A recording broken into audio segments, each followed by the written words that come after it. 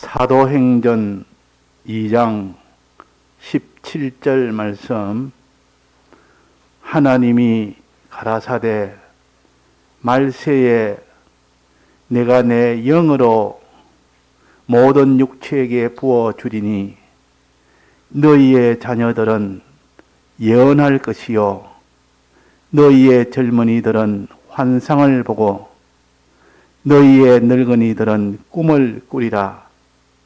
그때에 내가 내 영으로 내 남종과 여종들에게 부어주리니 저희가 예언할 것이요 또 내가 위로 하늘에서는 기사와 아래로 땅에서는 징조를 베풀리니 곧 피와 불과 연기로다.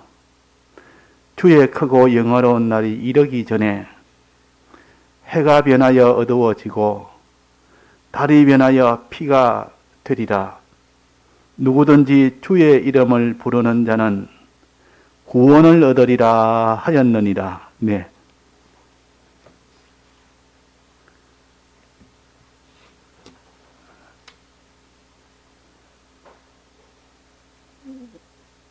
요엘서의 말씀을 인용을 했습니다. 요엘서는 구약의 선지자입니다. 구약의 선지자가 하나님의 이 성령의 감동을 받아서 이것을 기록을 해서 우리에게 지금 전달이 된 겁니다. 구약 때 이미 신약 시대를 미리 다 이렇게 알려주셨고, 그 신약 시대에 있는 요 지금 사도행전을 기록한 누가가 그것을 인용을 해서 앞으로 신약 시대는 요엘서에 기록된 것 같이 그렇게 앞으로 이루어지리라 그렇게 하셨습니다.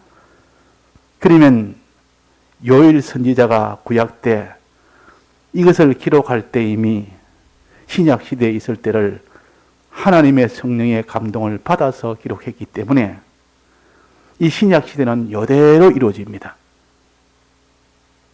또 여기에서는 베드로가 성령의 감동을 받아서 이렇게 요엘서를 인용을 했고 그대로 또 전했기 때문에 이 내용은 신약 교회에 대한 내용이 한치도 빠짐없이 그대로 반드시 이루어집니다.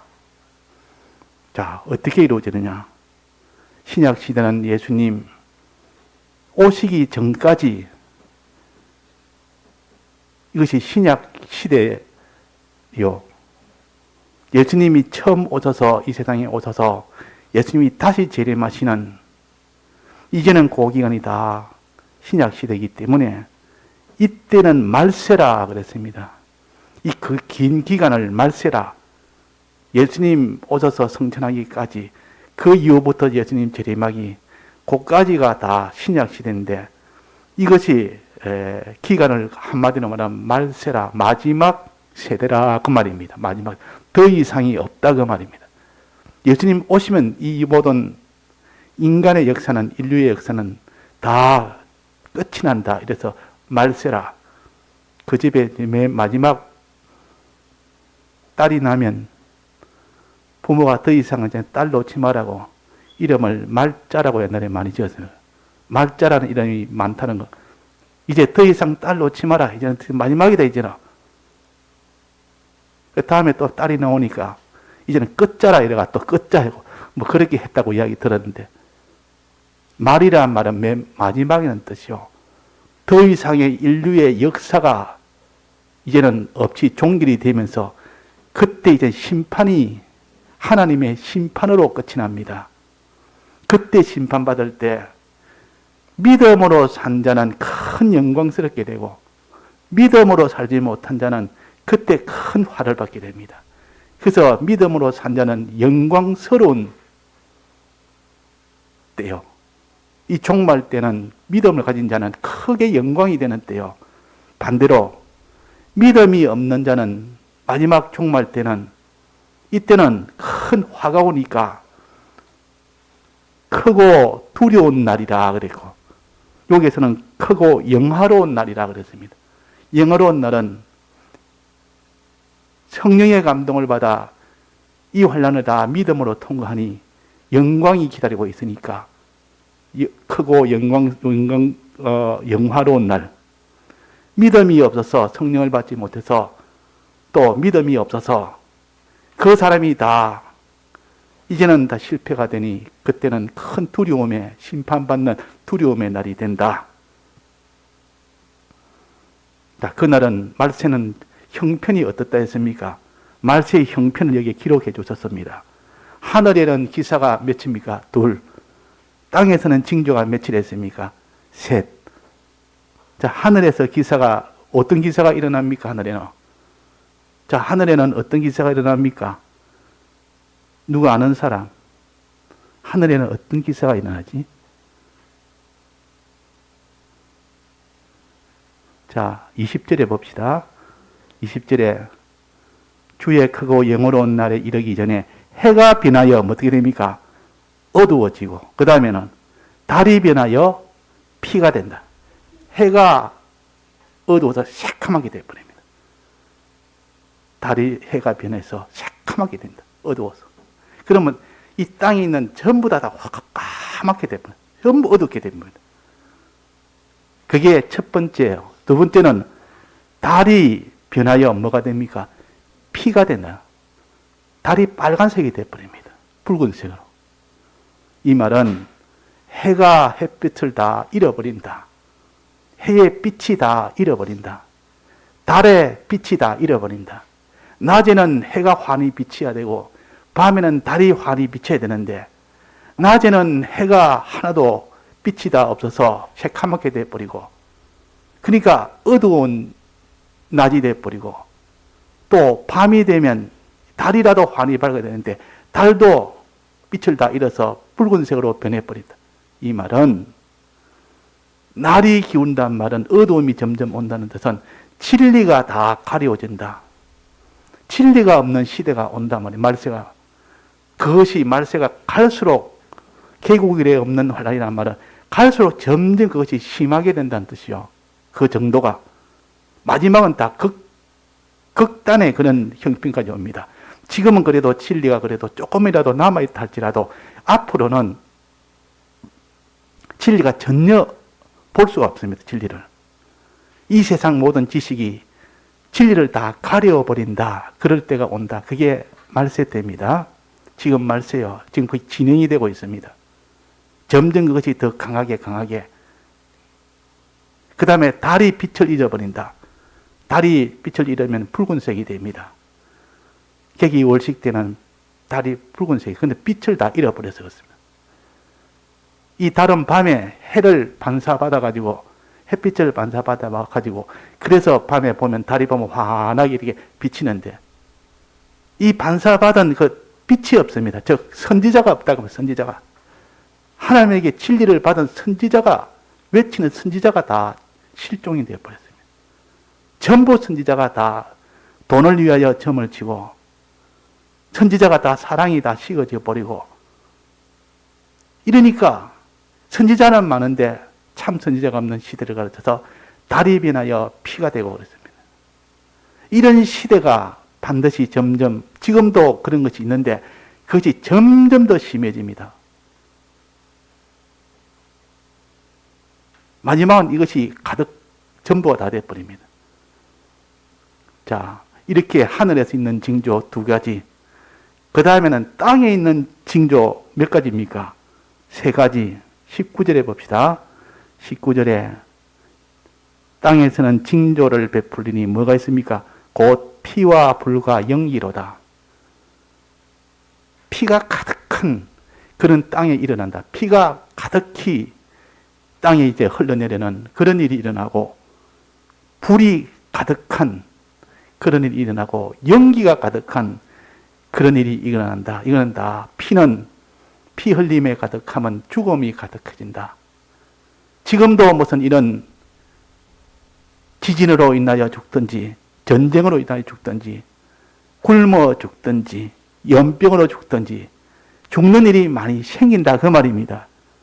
그것이 점점 더 심해집니다. 갈수록 점점 그 많아지고 그 정도가 과거에는 이런 일이 없었다. 이 정도까지는 아닌데 하는 그런 죽음이 점점 더 크게 되고 심화가 됩니다. 요번에 코로나로 전 세계가 돼서 거기에 사망한 숫자는 어마어마합니다. 과거에는 어느 한 나라에서 어느 한 지방에서 됐지만 지금까지 없었던 역사에 없었던 그런 세계적인 그런 연병으로 인하여 많이 죽습니다. 앞으로는 이거보다 더 개국일에 없던 환란이라니까 더 큰 환란이 더 앞으로 온다는 거예요. 이걸 한 보여준 것은 이거보다 더 큰 것이 온다는 뜻입니다. 그걸 우리가 다 미리 알고 준비해라 그런 뜻이요. 불이 있고 기근이 오고 이러면 전쟁이 날 수밖에 없고 전쟁이 나면 그게 그냥 불바다가 다 되는 것이지. 지진이 나면 다 땅이 갈라지고 이러면 다 무너지고 다 불바다가 됩니다. 그 관동 대지진 보면 그때 지진이 나니까 그때 그 도시가 전체가 다 불바다가 됐어요. 불바다가 되고 온 먼지가 가득 찼고 연기가 가득 찼고 여기에 연기로다. 다 그냥 파멸되고 다 무너지고 다 매몰되고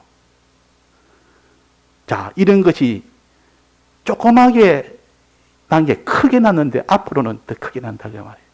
갈수록. 그러니까 이렇게 두렵고 무슨 환경 진리가 없어지고 진리를 전한 자도 없어지고 또 이렇게 땅에 있는 화가 점점 더 심해지고 그럴 때 구원을 얻는 자가 누구냐? 그것이 두려워서 두려움이 생기면 벌써 그게 그 사람은 다 패배가 되어버립니다. 두려움이 생겼단 말이야. 그런데도 하나도 두렵지 아니하고 그 환난에도 조금도 낭망치 아니하고 소망 가운데 기쁨 가운데 사랑 가운데 평안 가운데 살 수 있는 그런 사람이 누구냐?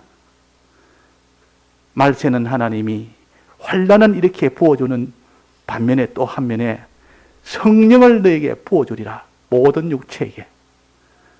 잘나고 못나고 잘 믿고 못 믿고 처음 믿고 나중 믿고 상관없이 주의 이름을 부르는 자에게는 성령을 다 줘서 육체로 산 너희들에게도 성령을 다 줘서 육체에 부른단 말이야. 육체로 사는 자. 노아 때 다 육체로 살았지 않습니까? 그들이 다 육체가 되었습니다. 믿음으로 살지 않는 자가 다 육체로 사는데 그런 자에게도 하나님이 주의 이름을 부르는 자에게는 어떻게 됩니까? 성령을 물붓듯이 부어주겠다. 이게 은혜다. 은혜라. 이 은혜입니다. 그러니까 우리가 주의 이름을 부르는 주여 주여 간절히 주님 앞에 매달리는 자는 하나님이 그를 물리치지 아니하시고 반드시 그에게 성령의 은혜를 주십니다. 성령의 은혜를 주면 그 사람 마음속에 주관으로 먼저 객관의 역사가 와서 내 주관을 확 바꿔버립니다. 내 마음과 생각을 감정을 다 바꿔버립니다. 그렇게 두렵고 두렵던 것이 평안이 오고 그렇게 슬프고 슬픈 것이 기쁨이 오고 그렇게 자기가 낭망되는 것이 소망이 넘치고 그렇게 두렵던 것이 이렇게 담대함이 나오고 왜 그렇습니까? 성령이 오면 깨달음이 와서 그럽니다. 깨달아지니까 이건 주님의 사랑이다. 주님 날 위하여 주는 사랑이다. 이건 두려움이 아니고 이걸 통해서 나를 더 존귀하게 하기 위해서 다른 사람을 더 존귀하기 위해서 한 거다. 이것이 믿어지는 겁니다. 이것이. 이 실상이 다 믿어집니다. 그렇게 믿어지는데 그 사람이 두려워할 리가 없고 그 사람이 비겁하게 도망할 리도 없고 그 사람이 하나님의 명령을 버릴 리가 없고 그래서 성령의 은혜를 받으면 자기가 어떤 사람이든 상관이 없습니다. 어떤 죄를 지었던 어떤 믿음이 없던 내가 어떻게 과거에 어떤 생활을 했던 그와 상관없이 성령을 받으면 다른 사람이 돼버립니다. 그래서 이게 술 취했다 그래요. 저 사람 술 취했다 이 말은 다른 사람이 됐다 그 말이에요. 술 취하면 사람이 다른 사람이 돼버립니다. 지금까지 있는 사람과 다른 그래서 술 취한 것이 아니다. 성령의 술을 취했다. 성령의 감동을 받으면 누구라도 다 생각이 바뀌고 마음이 바뀌고 그 사람의 소망이 바뀌고 슬픔이 바뀌고 감정이 바뀌고 그 사람의 행동이 바뀌고 다 바뀐다. 그렇다고 뭐 위험은 없어지느냐? 위험한 그런 환경 그대로 있는데도 불구하고 거기서 기뻐하며 거기서 감사하며 거기서 소망하며 거기서 믿으며 거기서 순종하며 이런 사람이 되기 때문에 내가 이 환난이 와도 내가 너에게 부어주는 환난보다도 내가 너에게 부어주는 성령의 은혜가 더 크기 때문에 넉넉하게 이것을 이길 수가 있다. 그래서 주남선 목사님 같은 분은 그 창에 계실 때 그때 6.25 사변이 일어났을 때 그때 6.25 사변이 일어나서 전부 다 이렇게 인민군이 오면 그거 다 지방마다 그 점령을 하게 되면 거기에 있는 목사들이나 뭐 이렇게 뭐 선생들이나 좀 이렇게 뭐 기업했던 사람 이런 사람들은 다 잡아가지고 다 그냥 죽이거나 그렇게 다 해버립니다. 이거 오면 도망가가지고 벌벌벌 떱니다. 그게 전부 다 무서워서 뜨는데 이 주남선 목사님 같은 분은 이 인민군이 이제 그 점령했다는 너무 좋아가지고 이제 인민군이 왔으니까 목사를 잡아 다 죽일 것이다. 얼마나 기다리고 기다렸는지 그들이 앞에서 내가 복음을 전하면 저들이 나를 죽일 것이다. 그럴 때 복음을 전해지고 하나님의 뜻이 이루어지니까 그것이 그때 내가 그로 인하여 죽으면 얼마나 영광이겠느냐. 이래가지고 좋아가지고 기뻐가지고 이제 온다 하니까 점령해서 이제는 곧 이 마을에 덮치기도 하니까 그렇게 기다리고 기다렸는데 그냥 이 병이 나가지고 꼼짝없이 들어 누워버리다. 하나님 병이 생기가지고 꼼짝없이 문 밖에 나오지를 못하게 만들어 놓으니까 그래가지고 왔다가 그냥 다시 다 그 마을에 점령했다 그냥 다 퇴각을 다 해버려. 그러니까 이 조한선 목사님이 주님 앞에 내가 내 소원을 이렇게 바랬더니 하나님이 이걸 이루어주시지 않는 것 보니까 내가 얼마나 더러웠으면 주님이 나를 받지를 않겠다. 그래서 하나님이 나를 이 순교하지 못하도록 그렇게 했다고. 그 마음속에 두려움이 털끝만치도 없었단 말이에요. 그분은 오히려 그들 오니까 그들에게 복음을 전하는 마지막 기회다.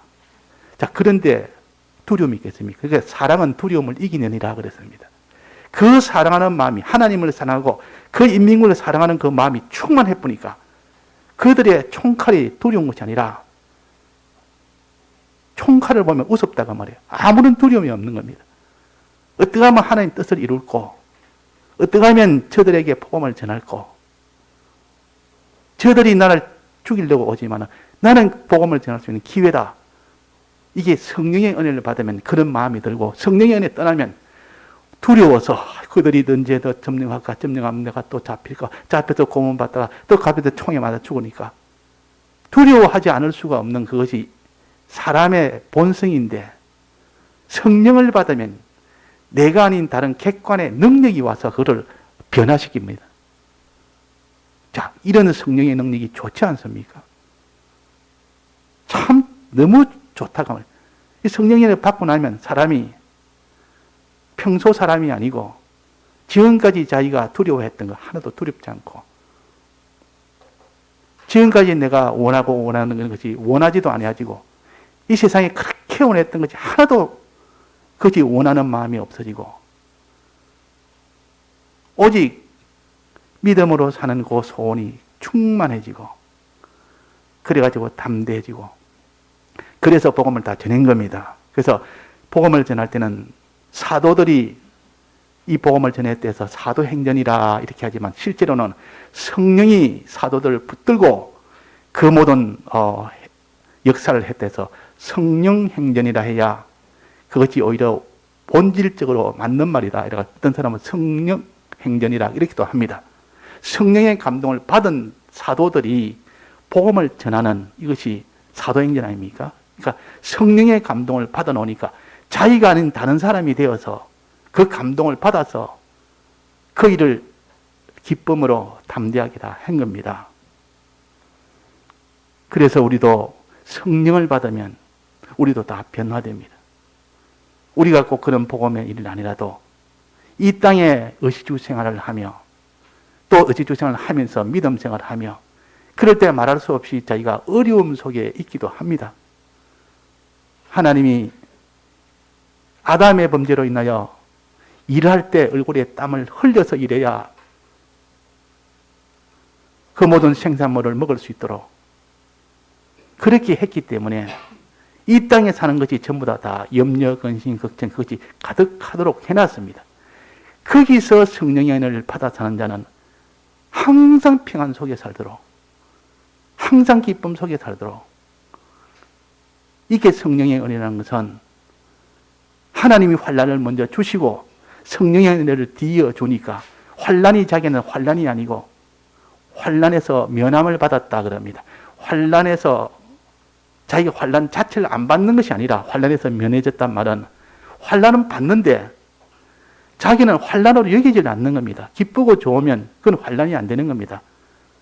분명히 이거는 핍박이고 모든 죽음이고 이런 속에서도 하나도 자기가 고통으로 여기지 않고 두려움으로 여기지 않고 환난을 여기지 않으면 환난에서 면제를 받았다. 그렇게 성경에 표시를 했습니다. 자, 그러면 그 말은 결국은 성령의 은혜를 받아라. 자, 성령의 은혜는 그 이전에 무슨 은혜가 먼저 와야 됩니까? 말씀의 은혜부터 먼저 와야 됩니다. 말씀을 들어서 말씀의 은혜를 받아서 그를 자꾸 말씀의 은혜를 받으면 기본적으로 일부분은 받습니다. 그러나 그 말씀에 들어서 받는 그 은혜 가지고는 환난을 못 이깁니다. 그런 환난을 못 이겨낸답니다. 분명히 말씀을 들으면 은혜가 있습니다. 기본 은혜가 있습니다. 자기를 부인하고 자기 강팍을 부인하고 딱 들으면 분명히 은혜가 옵니다. 그러나 그 은혜는 제가 알기 쉽도록 하기 위해서 50%라 그렇게 보통 그랬습니다. 왜냐하면 뒤에 성령의 은혜를 완전히 받아야 완전히 그 은혜가 완전하기 때문에. 그래서 말씀의 은혜를 받아서 그 말씀을 가지고 자꾸 새길 때 성령의 은혜가 온다 그랬습니다. 이 말씀 가지고 새길 때 성령의 은혜가 온다. 그럼 여기는 오늘 뭡니까? 기도할 때 주의 이름을 부르는 간절히 기도할 때 성령이 온다. 이 둘을 합쳐야 성령의 은혜를 온다. 이제 이렇게 우리가 깨달을 줄 알아야 됩니다. 여기서는 다른 데서는 말씀을 새김질할 때 주의 말씀을 늘 묵상하고 주의 말씀을 늘 사모하고 그럴 때 받은 말씀을 할 때 성령이 온다. 여기서는 주의 이름을 부르는 자에게는 성령을 주신다. 그러면 둘 다 합쳐서 말씀을 항상 들으면서 그 말씀을 묵상하고 이제 주님 앞에 간절히 성령을 달라고 기도할 때 그때 성령이 온다는 이 결론을 우리가 가질 수가 있습니다. 그래서 우리는 밤낮으로 주의 말씀을 묵상하면서 간절히 기도합시다. 주님이 겟세마네 동산에서 기도한 것처럼 기도할 때 성령이 와서 그 예수님의 그 충만한 은혜를 주어서 비로소 십자가 대속을 완성을 할 수 있었습니다. 자, 그래서 이렇게 말씀의 은혜를 묵상하는 것, 또 하나는 말씀의 은혜를 하나님 앞에 간절히 구하는 것. 자, 성령의 은혜를 받으면 어떤 환난도 다 이길 수 있습니다. 계곡일에 없던 환난이라도 이길 수가 있다 그 말입니다. 그리고 이것을 미리 준비하라고 한 것이 기름 준비요. 오기 전에 준비하는 겁니다. 자, 이 준비를 하는데 그 다음이 또 여러 가지가 나타나는데 성령을 받아서 이제는 믿음으로 삽니다. 근데 그 다음이 문제다 그 말. 그 다음이 성령을 받았는데 그 다음에 어찌 보니까 성령을 받은 사람이 막 그냥 다 힘이 다 빠져 있고 성령 받아서 열심히 하던 자가 보니까 무슨 배 추입에다가 뜨거운 물 부은 것처럼 푹 사그라져가 그렇게 바짝바짝 빛나던 그런 성령의 사람들이 이렇게 다 믿음이 다 떠나버리고 허지부지했던 그런 사람이 얼마나 많은지 모릅니다. 우리도 그런 많은 경험을 합니다. 좀 마음속에 은혜가 돼가지고 열심히 하려고 하다가 어느새 보니까 자기는 이전의 사람으로 성령이 어떻게 됩니까? 성령을 받아서 기뻐하고 성령의 힘을 얻어서 샀는데 어느 날 보니까 성령이 하나도 없어요. 그래서 성령이 소멸했다 그럽니다. 받기는 받아서 그 실상을 깨달아서 과연 내가 이래 살아야 되겠다. 이 힘을 얻어서 살다가 은인도 성령을 받고 난 뒤에 성령이 서서 그 자기 속에 다 떠나버렸어요. 이게 옛날로 돌아가 버립니다. 그래서 데살로니가전서 5장에 보면은 성령을 소멸치 말아라 그랬습니다. 그 말은 성령을 받았다는 전제가 있는 거 아닙니까? 받았기 때문에 성령을 소멸치 말아라 그러면 성령을 받았으면 그것을 변치 않도록 잘 간직을 해야 되는데 어렵게 성령을 다 받아서 충만하여 모든 환난도 다 이길 만한 그런 평안도 누리고 그렇게 하다가 어느 날 보니까 성령이 다 소멸이 돼버려요. 다 떠나버렸습니다. 성령을 소멸치 않고 잘 간수를 해야 되는데 여기서 문제라 그 말입니다. 자, 성령이 떠나버리면 어떻게 됩니까? 성령이 왜 떠납니까?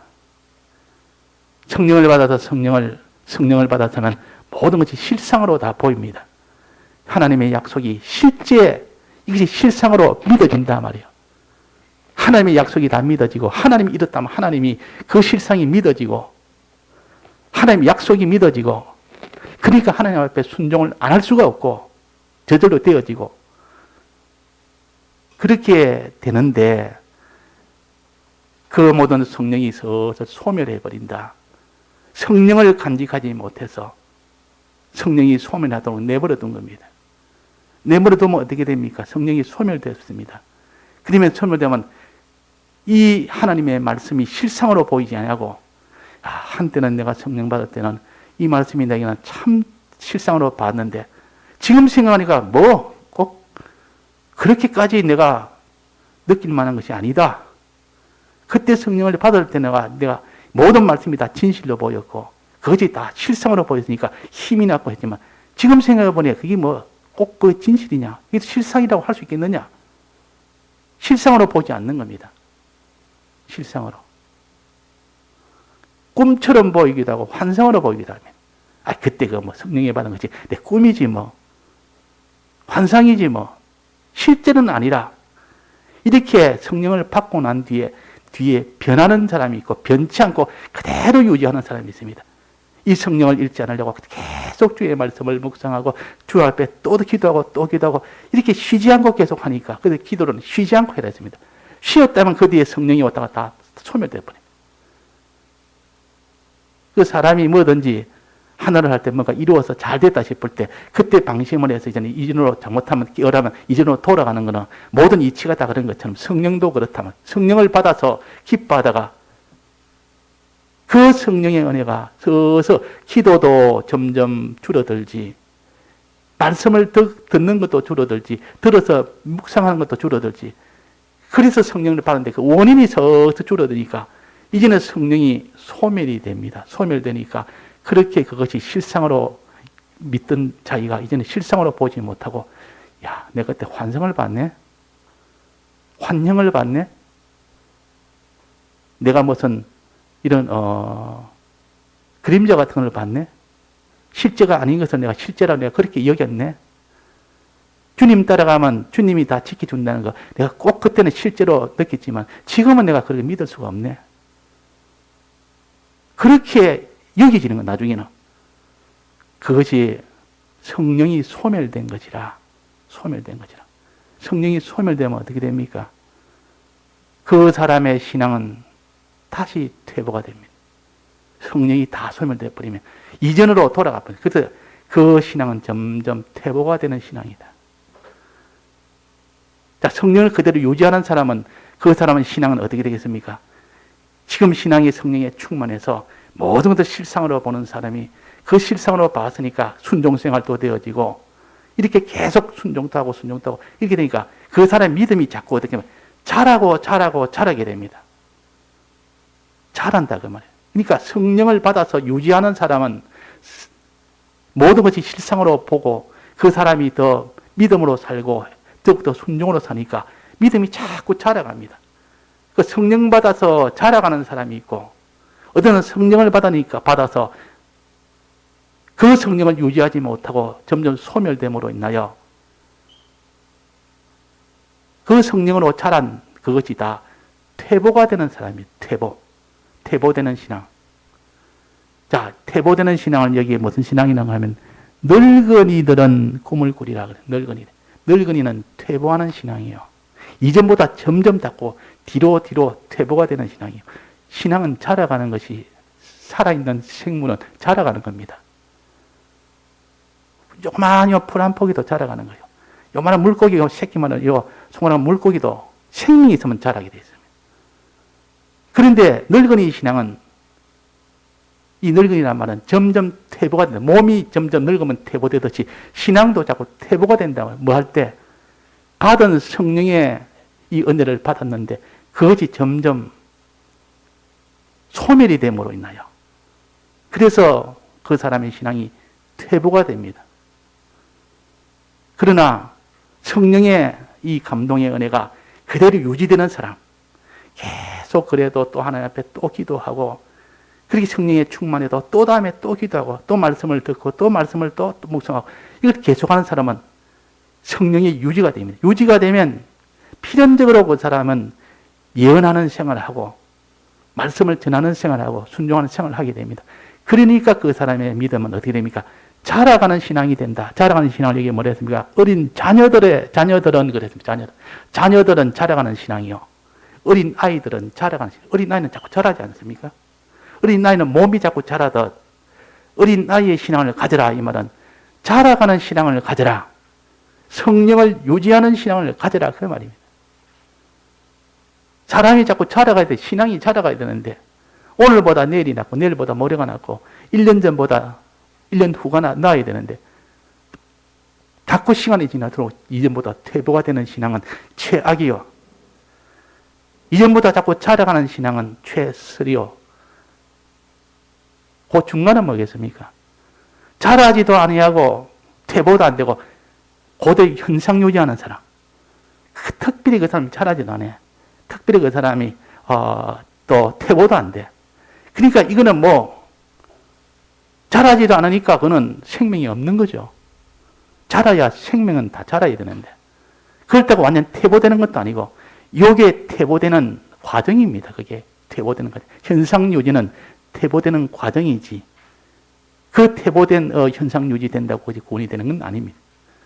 자, 그래서 이 퇴보되는 되는 요 현상 유지를 젊은이들은 그래서 젊은이란 말은 늙기도 하고 퇴보도 아니고 전진도 아닌 자라지도 않는 그 상태가 젊은이 신앙이라.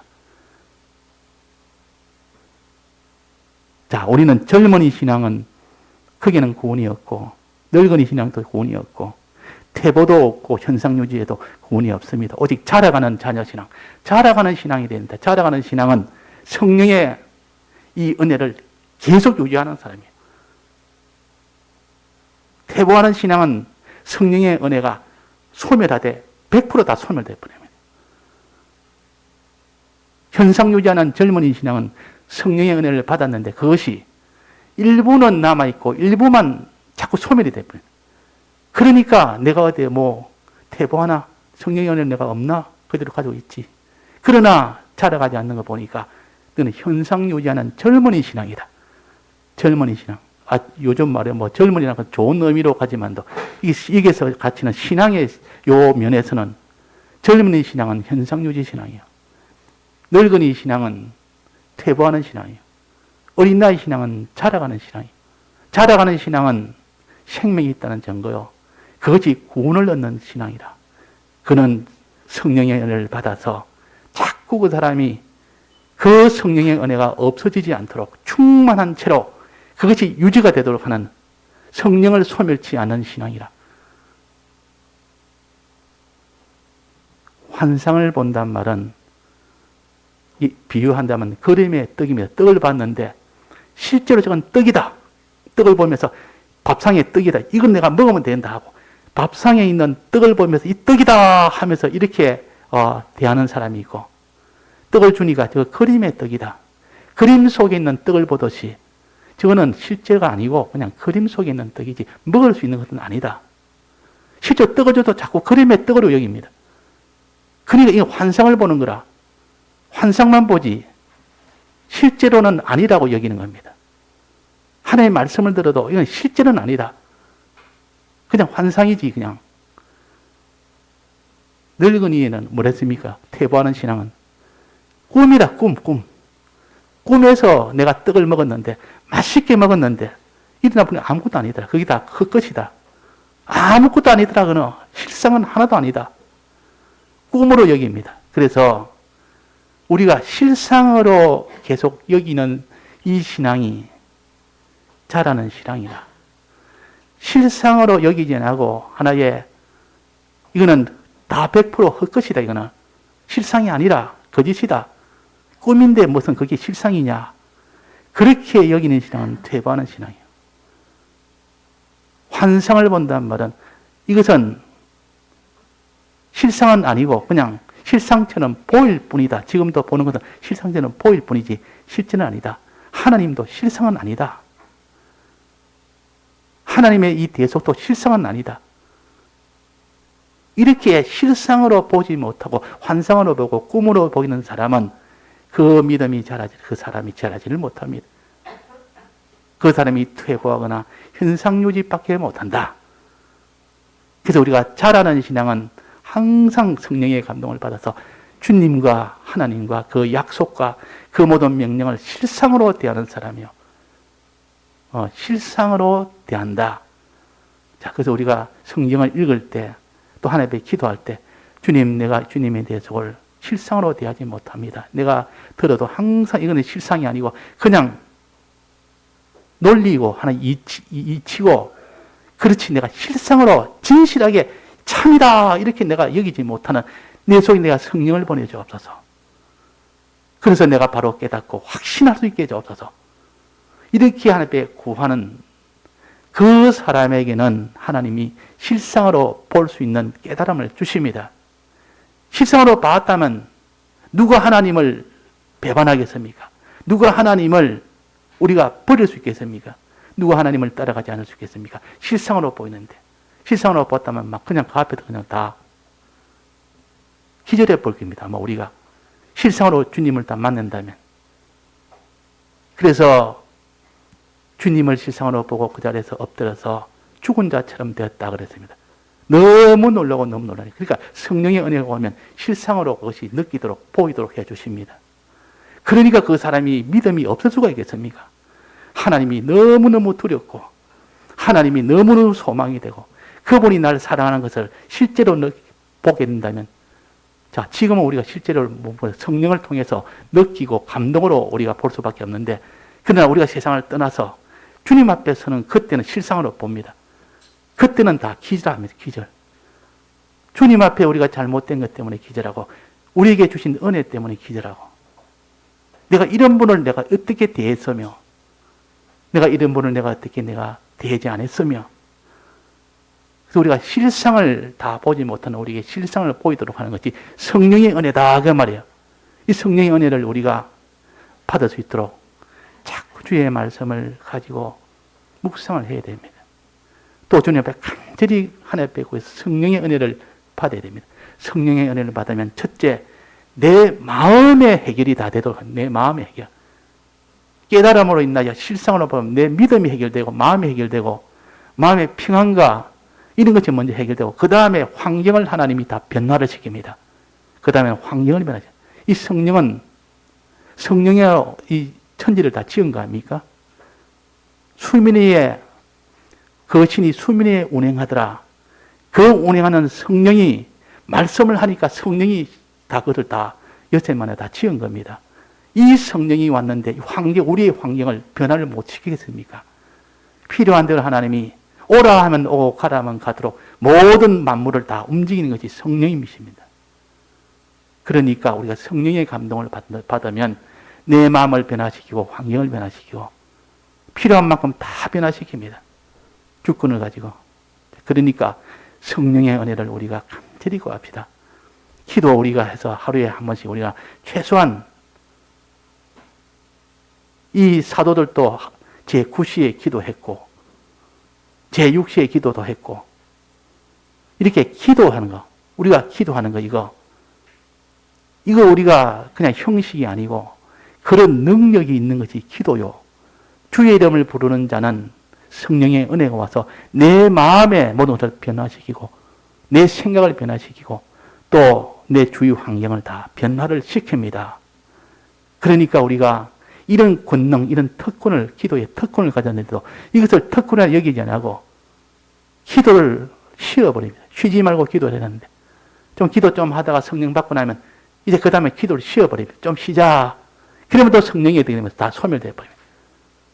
소멸되니까 그 사람이 늙은이 신앙이 되고 소멸되니까 그 신앙이 이제는 젊은이 신앙이 돼서 전부 환상으로 여기고 꿈으로 여기고 한때 내가 성령 받았으니까 다 꿈이었지. 꿈과 같은 것이지. 그것이 다 그림과 같은 것이고 그것이 무슨 이런 환상과 같은 것이지. 실상이냐. 그러나 이 성령을 받은 사람이 계속 또 기도하고 또 말씀을 붙들고 그러니까 그 신앙이 자꾸 더 자라갑니다. 실상으로 보는 것이 소멸되지 않고 계속 실상으로 빠진단 말이에요. 그러니까 그 신앙이 자라가고 환란이 와도 그 신앙은 환란을 다 이길 수 있는 그런 사람이 되는 겁니다. 그래서 오늘 우리가 지난주에 주의 말씀을 들어서 묵상하자. 오늘은 우리가 하나님 앞에 성령을 받도록 간절히 기도하자. 그럴 때 성령이 오면 우리는 대성공입니다. 모든 면에 다 성공입니다. 그래서 해결 안 되는 것이 하나도 없습니다. 다 같이 통성으로 기도하시겠습니다.